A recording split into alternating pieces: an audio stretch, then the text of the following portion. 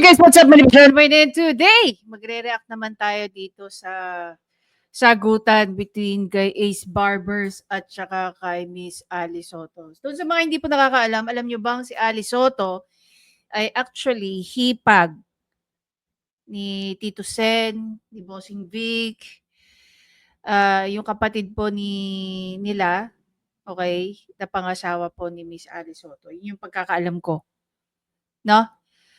So, hindi kaya dahil doon kaya medyo ilag itong si Kong Barbers kay Miss Ali Soto. So, basically dito,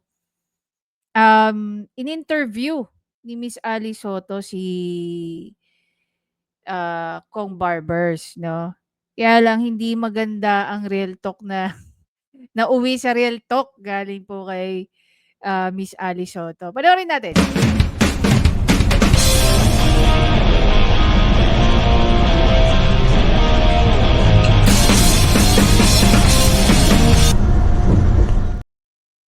There you go. So, ito na, no? Panoorin natin, pakinggan natin at magko-comment tayo in between. Pagdinig na sa ganun makapagbigay din po kayo ng inyong opinion at Ay naku, idea wag para mo ako ma-improve. papupuntahin kong wag, dahil marami akong masasabi ng mga kalabisan na mga kasama nyo dyan.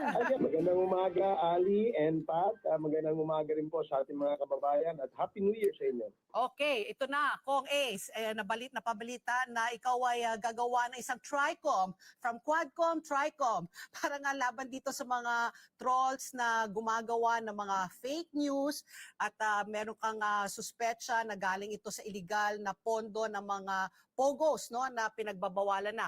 Ikaw na po magkwento, Kong Ace, what made you decide to form a TRICOM against these trolls?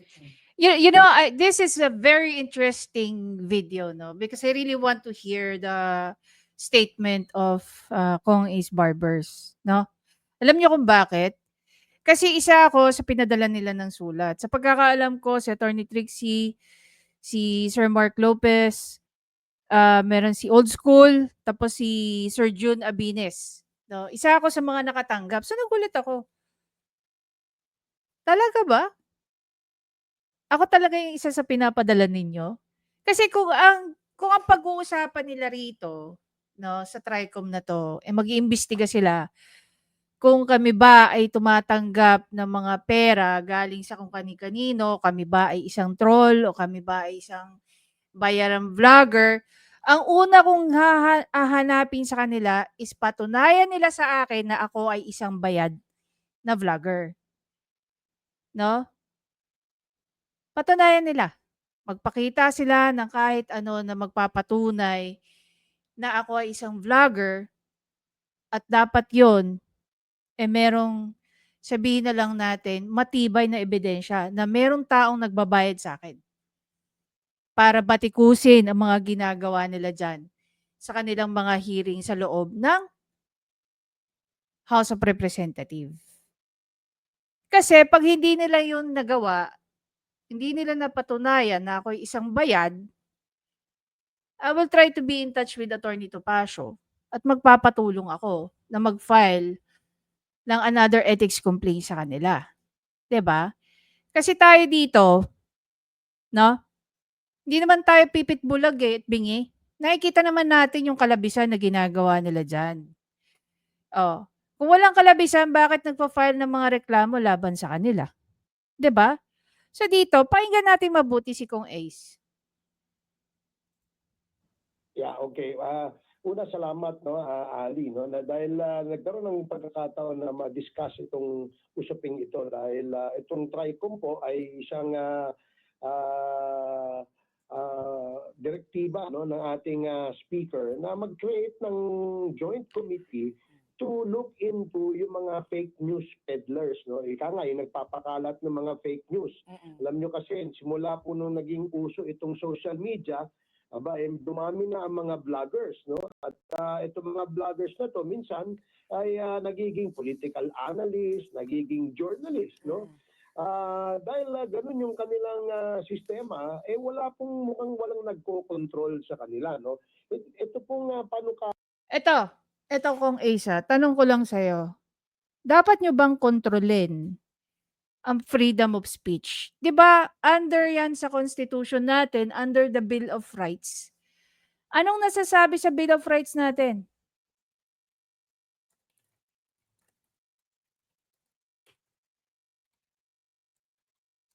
Gusto mo bang basahin natin?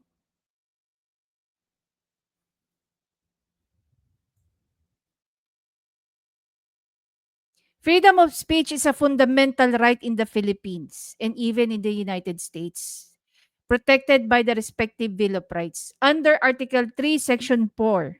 4. 4. Ang sabi rito, the section of 1987 Constitution protects the freedom of speech, expression, and press. It also protects the right to peaceful assembly and petition. Ano rin ba ang sinasabi doon? Walang kahit anong batas ang pwede mong gawin para masukil mo ang freedom of expression and the press or the speech.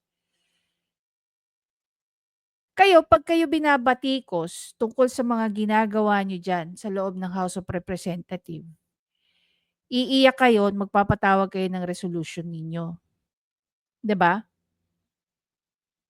Tama ba yon? Ikaw bilang isang mambabatas, tama ba yon?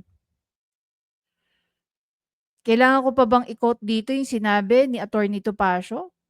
Grabe nga yung sinabi niyo grabe nga yung pang maliliit na how do I say that in Tagalog? Grabe yung pagbibilitil niyo kay Attorney Topacio. Kayo, you can say whatever you want. Pero pag kami nagsalita about sa inyo, papatawag kayo ng ganyan. 'Di ba? Akala ko ba nasa isang democratic world tayo?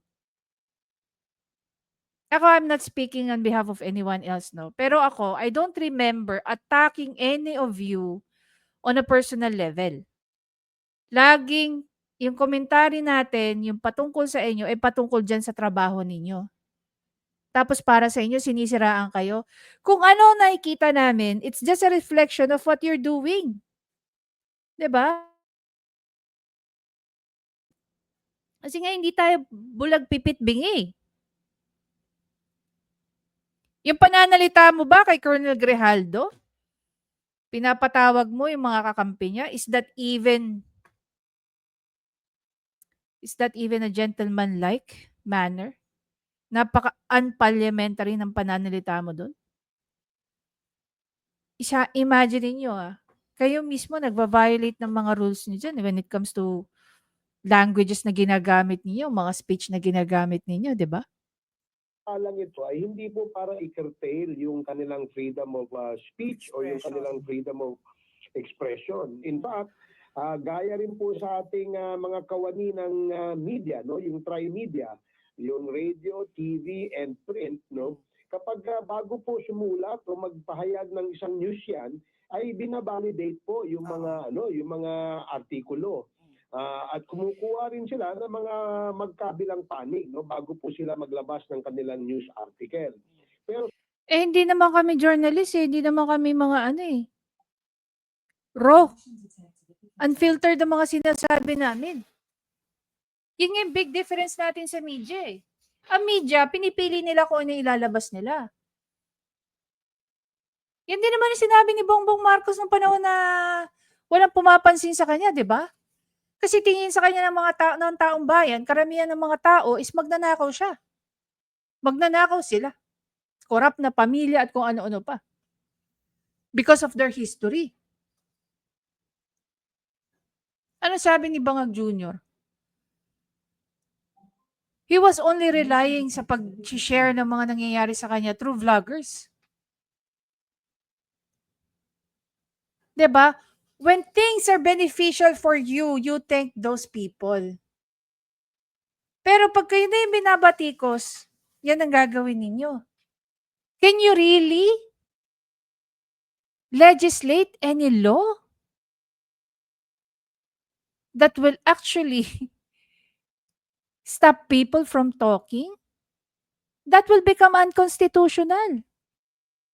Sabi na nga ng Constitution, you cannot create any law that will abridge the freedom of these people to speech, expression, and press. So, ano magiging ano nito? May nagsasabi na kesyo kaya daw iimbestigahan to know kung sino daw ang nagfa-finance sa mga tao. Ako na. Ako na ang ano, ako na yung una niyong tanungin kung sino nagfa-finance sa'kin. Kung kaya niyong patunayan na may nagfa-finance sa'kin. Kung ako nakikinabang sa pera ng mga kung sino man. Kasi as far as I'm concerned, nobody's paying me. And even if someone will gonna offer me that, hindi po ako tatanggap. Dahil pinalaki ako may prinsipyo ng mga magulang ko.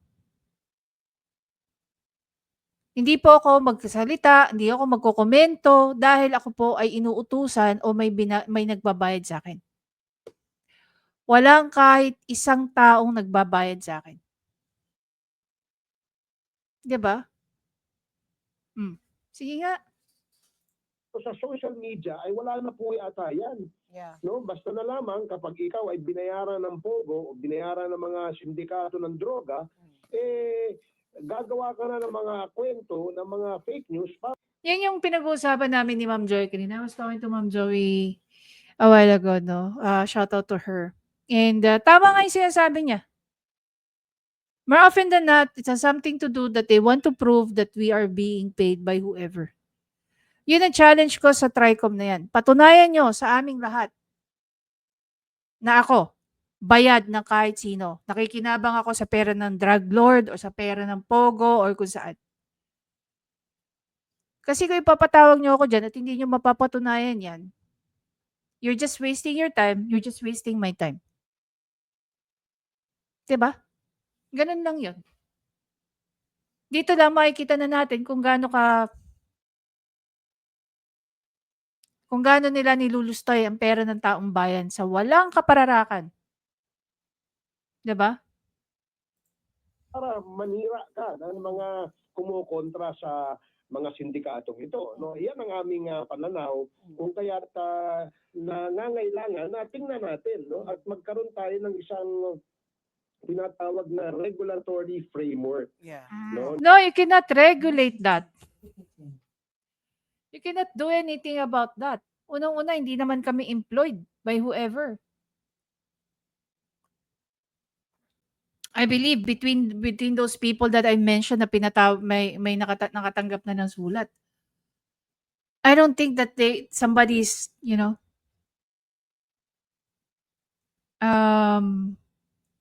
yung term ni VP Sara? Handler. Very reputable na mga tao yung mga pinatawag nyo. Attorney Trixie, Sir Mark Lopez, si Old Pinoy, at saka si Sir Jude. Sila Ma'am Joey nga nag-aabang eh. They really want to be there. Niloko na nga si Attorney Liban. Attorney Liban, ikaw ba? Kasama ka dito? Nasulatan ka na ba? Tita Pretty, tinanong ko din. Si Teacher Mark, diba? Obviously, targeted masyado yung Targeted yung again, nag-umpisa sila sa mga tauhan ng OVP. Ngayon sa mga supporter ng mga Duterte. Sige nga. Tawagin ka ba naman fake news peddler? na kung saan ay may disiplina. Alam mo, Ali and Pat, no, ito nakita mo naman na mula nung nauso itong vlogging, ang daming nagmumura.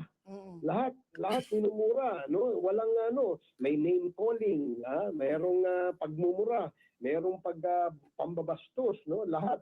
At ginagamit din yung vlogging minsan for scamming, no? Ayan yung may humihingi ng tulong mula sa ating OFW. At nagdo-donate sa kanila, dumadami ang pera, ito ba'y nagbabayad ng buwis? Income yan eh. Ito ba? Ako ba kaya niyong patunayan sa akin kung barbers na na tumatanggap ako ng pera galing sa OFW?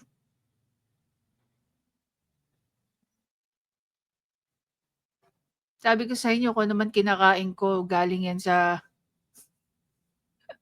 sustento ng mga kapatid ko, di ba? Dali, patunayan niyo sa amin kung.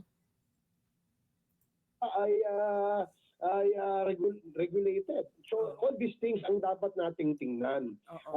Taliwas dun sa sinasabi ng mga vloggers na kumukontra dito at sinasabing pinipigilan daw po natin yung constitutional guarantee of freedom of speech and expression. Okay. So Kong, paano niyo naman nalaman na mga organized vloggers, yun po kasi yung sinasabi, no? Organized vloggers ito at mga bayaran. How did you come to that conclusion? Well, alam mo, Ali, ito... Alam mo, very good point yung tanong ni ni Miss Ali Soto. Siguro, makikita mo na napakasipag nito mag-produce ng mga content, no?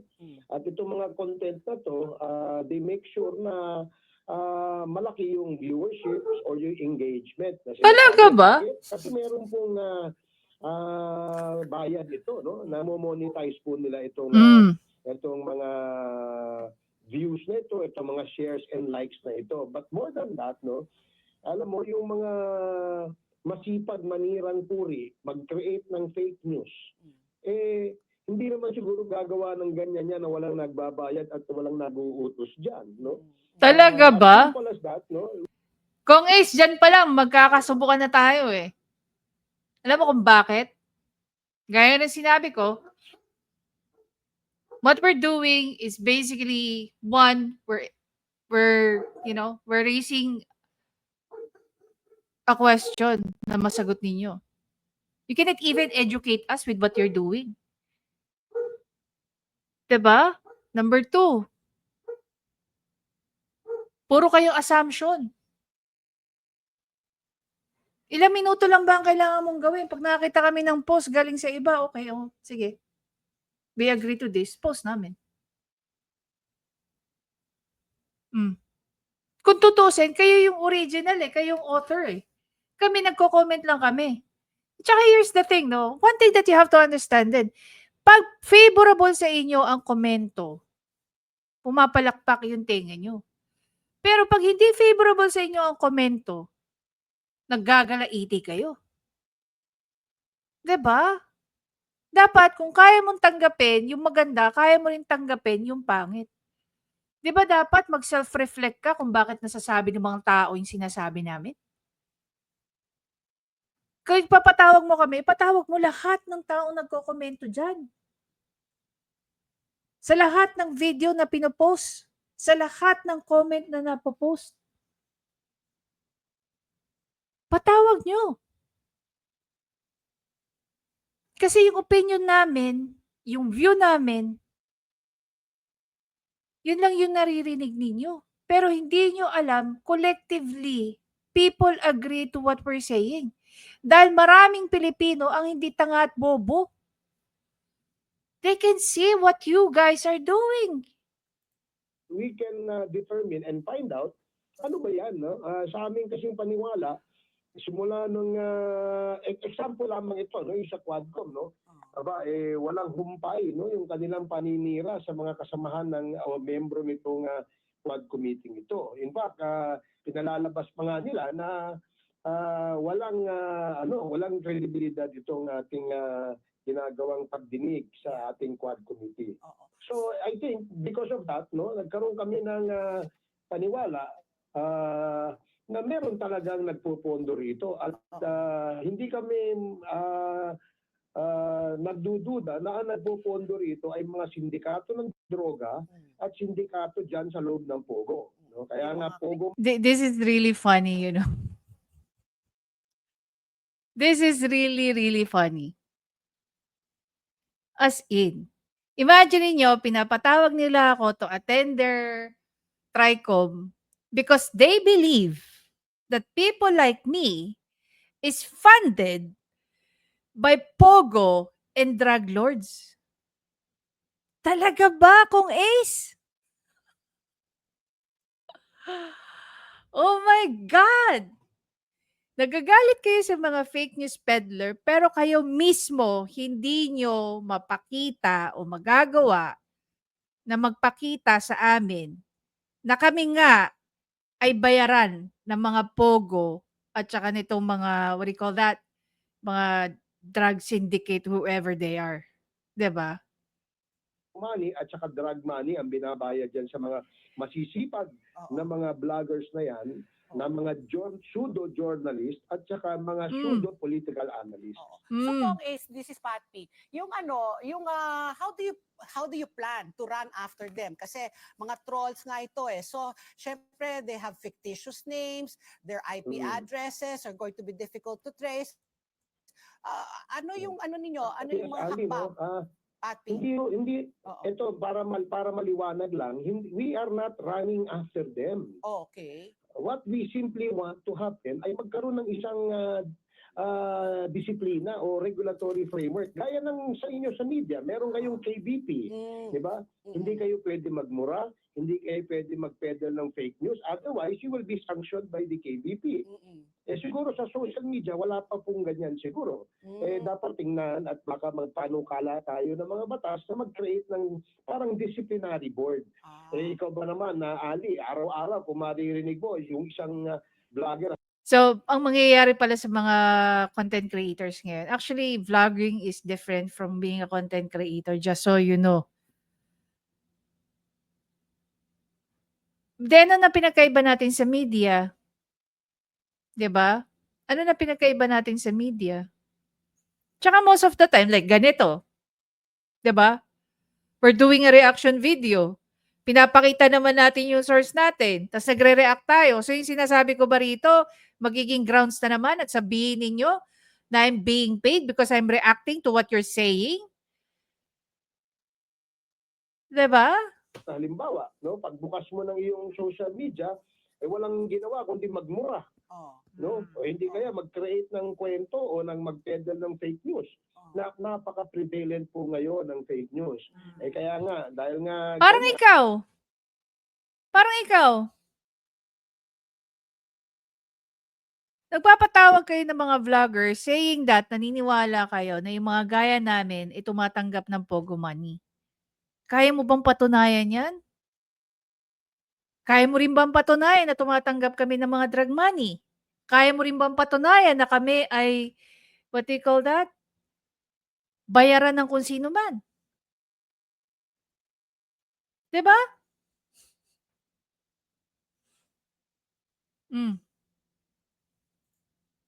Gusto nating tingnan. Hindi naman natin pinipigilan sila mag-express ng kanilang opinion o mag-criticize sa trabaho ng ating mga mambabatas o hindi kaya ng mga kawani ng gobyerno. Ang ating Oh, so yun pala bakit kayo magpapatawag?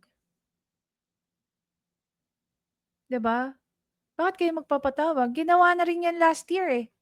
Or I don't know, it's not last year. Kausap ko si Panyero eh. Ginawa na raw yan kay Attorney Trixie before at saka kay Thinking Pinoy at saka kay Mocha Huson.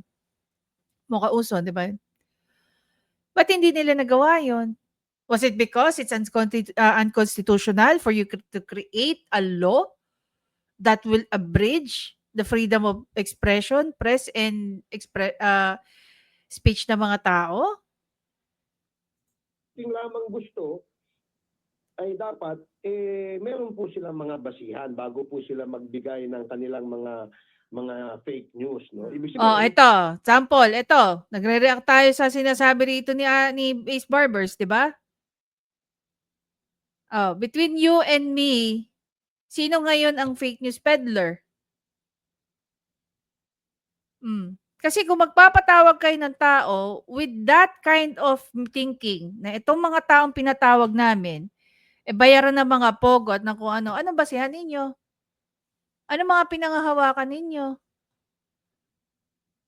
Meron ba? Kasi kung hindi niyo yan kaya mapatunayan tapos papatawag niyo kami, papatawag niyo ako tapos wala kayong mapakitang kahit anong ebidensya linking me that I'm being paid by this pogo or I receive money from anyone, I will try to find legal remedy for this.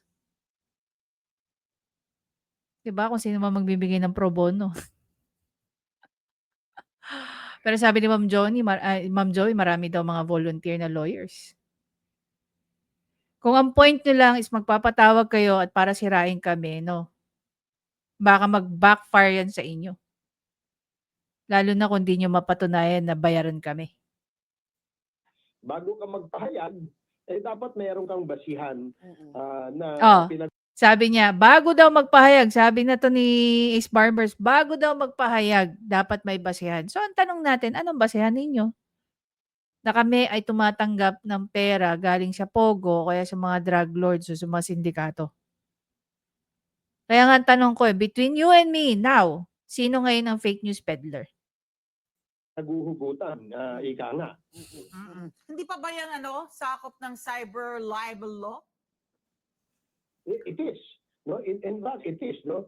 Merong kinreate yung batas na yan, yung Cybercrime Prevention Act of 2012. Meron pong kinecreate dyan na isang komitiba na yung CICC, no? Na kung saan ito ang coordinating body na nagmo-monitor at magre-rekomenda ng prosecution sa kanila. No? Ngunit, mula nung naipasa itong batas na ito, wala pa tayong nakikitang nakakasuhan. No? Meron na. Nagkaroon na nga ng kasuhan eh. Anong sabi ng Supreme Court about sa cyber libel? Kayong mga nasa politiko, hindi kayo pwedeng maging onion skin. 'Di ba? Bakit? Kasi karapatan ng mga Pilipino na kayo ay batikusin tungkol sa inyong mga trabaho. 'Di ba? I understand, maybe I will agree with some. Medyo ako hindi rin naman ako sang-ayon doon, no. Mo over the belt na talaga, nag-under the ano na talaga, parang hindi ko na, kahit ako hindi ko rin gusto 'yon, no. I don't support that. Focus lang tayo sa trabaho ng mga kongresistang 'to. O kahit ng sinong politiko. Wag na nating idamay yung pamilya nila and all. Sila lang. Yung trabaho lang nila. Kasi karapatan natin 'yun eh. Pwede na mag-cross pwede na mag-cross dun sa thin line between criticizing them as a public official and sa private. Tingnan mo naman yung nangyari kay Enchong D. Yun, hindi ko yun hindi ko yun, so, para sa akin, below the belt talaga yung pagbabatikos niya sa isang congresswoman. Hindi na yun tama. Lalo na ang binatikos was the private event. No? Personal na event yun ng congresswoman na yun. Anyhow, hindi na nga natin alam kung ano nangyari dun eh.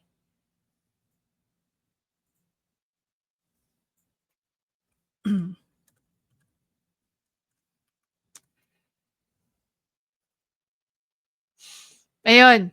There's this case about Dicini versus Secretary of Justice in 2004. No? So far, this is the only case so far na the Supreme Court upheld the constitutionality struck down the provision that held online intermediaries liable. That is the only case about na ng Supreme Court about sa cyber libel. Okay? At may part nung ruling doon ng Supreme Court na pagdating sa mga politiko, wag daw kayo maging onion skin. Na umaabuso ito let me just be categorical about this. No? Yung umaabuso, yun ang ibig nating sabihin, no? Yung mga hindi sumusunod sa pamantayan ng responsible journalism. Kayo ba dyan, kung barbers, kumatanong ko lang, kayo ba sumusunod kayo sa parliamentary languages na dapat yung gamitin sa loob ng House of Representatives? Tanong lang. Gusto niyo mag-create ng regulatory board about sa mga nagko-content creation? Ito naman tanong ko sa'yo. Kayo, meron na kayong strict policy. Pero kayo ba, sinusunod nyo? Yung ruling ng Supreme Court about sa contempt, sinusunod nyo rin ba? And you expect people to follow you when in fact kayo nga hindi nyo sinusunod ang ruling ng Supreme Court about sa contempt powers ninyo? Yung limitation ng contempt powers ninyo? At the same time, yung manner ng pakikipag-usap nyo sa mga tao, do you follow that? Oh. Sinampalan na nga ng ethics complaint si ano eh. Si Dan Fernandez eh. 'Di ba nakakatawa that you're trying to impose a certain policy or you want to impose a certain policy or law when in fact you guys cannot even follow your own policies and rules. O responsible vlogging, yun ang dapat magkaroon ng disiplina, no? At saka they're bordering on being slanderous or libelous eh. Oo. So, Hindi naman sa nag-aano tayo. Halimbawa, na may decision po ang Korte Suprema tungkol dyan, no? Kapag ikaw ay nagbigay ng isang statement o pahayag na ito ay merong malicious na intention, yan po ay libelous at yan po ay may pananagutan sa ating mga batas. so Oh, ito bang ano, sabagay, hindi naman binanggit ni Ace Barbers. Pag kami ba, pwede ka namin kasuhan? Na ini-imply mo na kami ay bayaran? Kaya kami pinatawag ninyo? Sige nga. Kung Ace, just to clarify, itong TRICOM, are you going to convene so that you can put regulations in place parang in aid of legislation to? So, ano lang, just an example. Yung KBP, lalawakin ninyo na parang kung ikaw ay you're pretending to be a journalist in cyberspace, you will be, kumbaga, you will fall under this purview. It will be under this, kumbaga, these are your parameters only. Parang Yes, ganon. That is what you want to achieve by organizing a tri-committee. Tama, no? Tama, Pat, no? At more than that, syempre, magkaroon tayo ng disiplina sa airspace, ika nga, o sa airways, whatever they want to call this, no? Kasi nga, gusto ba natin na ang ating mga anak ay nakakarinig ng mga pagmumura, pambabastos nitong mga... Napaka-ipokrito din ito ni ano, no? Ni Ace Barbers. I mean, if you're only pertaining sa mga political content creator, you're funny. Because sa totoo lang, mas marami pang bastos sa amin ng mga vloggers. I'm not gonna name names, but they are everywhere. Because if that is your intention, sir, patawag mo rin yung mga content creator na kaya lumalaki ang kanilang what do you call that? Lumalaki ang kanilang following because of mga kabastusan. 'Di ba? For one, I filed a complaint against sa isang video ni Tony Fowler. We don't do that as a political content creators. We don't post anything that is rubbish. Kung iniisip mo yung mga pagmumura, kabastusan and all, they are already getting that from other content creators who have very big following. 'Di ba? vloggers na ito. Di ba? Alam niyo naman na lahat po ng mga vloggers mga bata ngayon meron pong access, no? Sa Social media. sa social media. Yeah. Di ba? Hindi naman pwede. Ito nga napaka lala na siguro ng sitwasyon dahil may nananawagan pa na magkagulo ang ating bansa. May nananawagan na magkaroon ng kudeta. May nananawagan na okay lang kung manawagan ka ng mag-resign. O hindi kaya ikaw ay may walang alam dyan, kaya ikaw ay bumaba o something like that. Pero kung mananawagan ka ng kaguluhan, teka muna, meron po tayong batas dyan. So, sundatan ko lang yan, Kong Ace. Magsasara na po, you only have until June. Tapos magre-recess na kayo in a few weeks. Paano ito? So, sa next na lang, sa 20th Congress, makakahabol ba ito? Kapag ito hindi umabot sa pagsasara nitong 19th Congress, pwede naman po siguro i-refile ito sa susunod ng Congress, no? But I believe na dapat para maipasa ito, kung mahahabol man ito sa 19th Congress, kung ito ay masicertify as urgent ng ating Pangulo. At dahil nga certified urgent ito, magkakaroon ng mabilisang pagtalakay, pagdebate, at pagpasa nitong mga batas na ito. Tawag dito, maganda kasi yung resulta ng survey na ginawa na 61% sa mga na-survey aprobado po yung ginagawa ng Quad Committee, no? So ito naman yung extreme ng is yung on the other end nga of the spectrum, kung ito nirereklamo niyo yung mga bumabatikos sa inyo, meron naman ang majority naman 61% approve of what you're doing. Let me be clear, Ali, no? Hindi kami nagrereklamo sa bumabatiko sa amin. Ang nirereklamo So ano pala?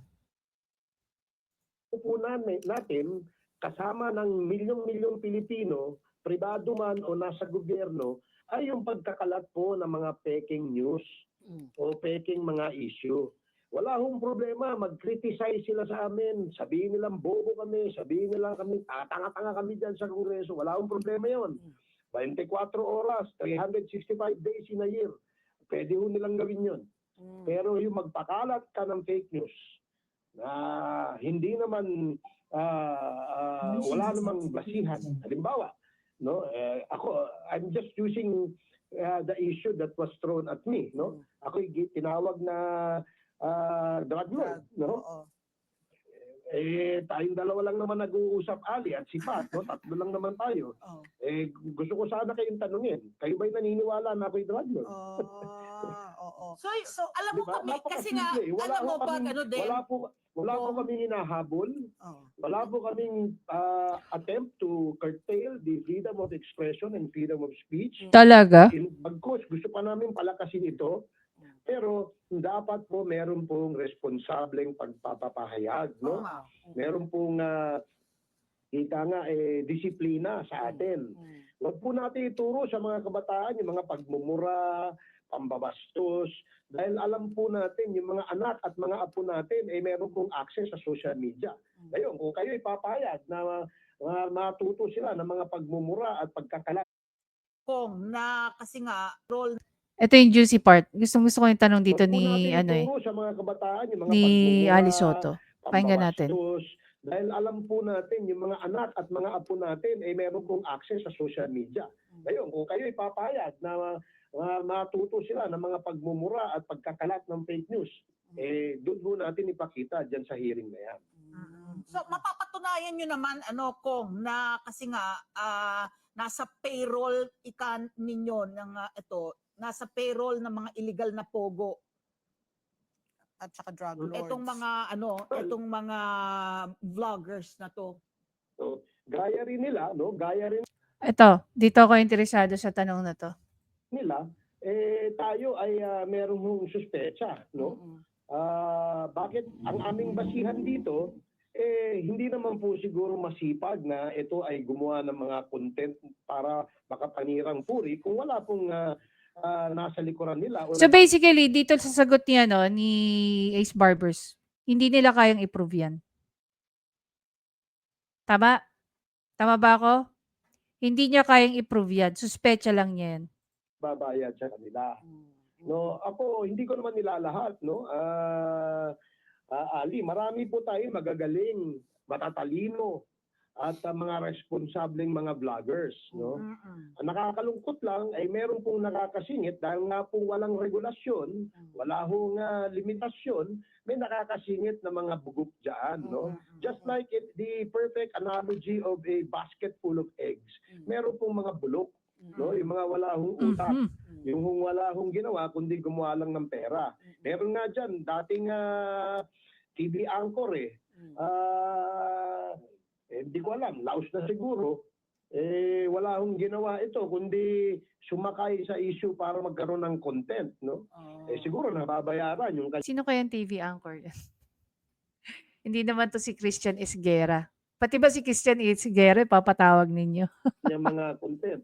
Pero nakakalimutan niya siguro kung ano yung sinasabing responsible journalism. Nakakalimutan niya siguro yung sinasabing truth in journalism, no? So dapat Nag-iba na kasi remind ulit ito mga nag-iba na talaga ang landscape dahil sa sa social media, no? Yeah, Yung because of the social media. I was going to ask nga, are you going to go as far as like what they call this, banning? Like, di ba ang Meta, nagsabi na sila, wala na, tatanggalin na nila yung pag-vet na yan. Di ba? Yun ang kinakatakutan ng mga nasa Amerika. Hindi naman, Hindi naman siguro kami aabot sa ganon Oo. dahil nga ang amin lamang layunin ay magkaroon ng disiplina, Oo. magkaroon ng regulasyon, magkaroon ng ika nga pamantayan, no? Itong mga pagbablog. Kasi for all we know, baka bukas, wala naman, kung wala na akong trabaho, baka mag-vlogging na rin mo ako. Alam mo, natawa Dapat ko, meron- parang yung gusto mong mangyari, parang talagang ano yan, lubhang napakahirap. Kasi Oo. there will always be yung sinasabi ninyo na merong dating journalist. Kasi any Tom, Dick, and Harry now eh. Lahat ngayon may handle eh. Lahat Yeah. na lang may gustong sabihin. Mm-mm. At binibigyan sila ng plataforma to express what they want to Correct. say. Yeah. Pero tatayo ang pangalan mo eh. Maniniwala ba kami, kamo, kung na-drug lord ka? Tatayo ang pangalan mo. In the end, it's really your credibility, your integrity. Paniniwalaan ba ng mga tao yung pinagsasabi nitong tao na to na allegation, let's say, against you? I think ang kampanya niya, ang thrust should be educating everyone to be more discerning. Diyos ko. Mas may ano pa, mas may sense pa yung sinasabi ni Miss Alice Soto kaysa doon sa mga litanya ni Ace Barbers. So that you can separate And the chaff from the That is grain. exactly, and that is exactly what we want to achieve here. Di ba? Taliwas doon sa iniisip ng iba na pinipigilan natin yung kanilang malayang pamamahayag. No, hindi ho ganoon. Yun no ang sinasabing fake news. Kaya nga tinitwist nila eh. Di ba? Pagka yung interview mo halimbawa Sige boss, ano mo yan eh, salita mo yan, sige. sa isang kaya ito, yung interview nyo sa akin, i-splice nila ito. I'll bet you 1,000%. Oo, sige, ayan. Hindi ko in-splice ha. 21 minutes, nakuha ko sa TikTok. Wala akong pinapalitan, wala akong binabago. They will do this. They will splice this, no? And they will only play yung mga gusto lang nilang marinig na ikasisira natin. No? Yun nga, balik ulit yung tanong sa inyo, no, Ali. Kayo ba papayag na walang regulasyon, na patuloy ang pambabastos, patuloy ang pagmumura, patuloy ang walang disiplina ng mga yan? Diba? Alam mo, Kung kayo ay ano kaisa yun. ng komite, Oo, kung kayo po ay kaisa ng komite, kami po ay nag-iimbita sa inyo na magbigay din ng inyong opinion no, sa amin Ayan na, magbibigay na ng opinion si Miss Alice Soto dyan. susunod na hearing tungkol dito. Bigyan Alam nyo niyo kami pala- ng guidelines, bigyan nyo kami ng ideya kung paano natin magkakaroon ng disiplina para pare-parehas po tayo makinabang. Hindi yung kayo lang o kami lang. Wala hong ganun. Ito ay para sa bansa.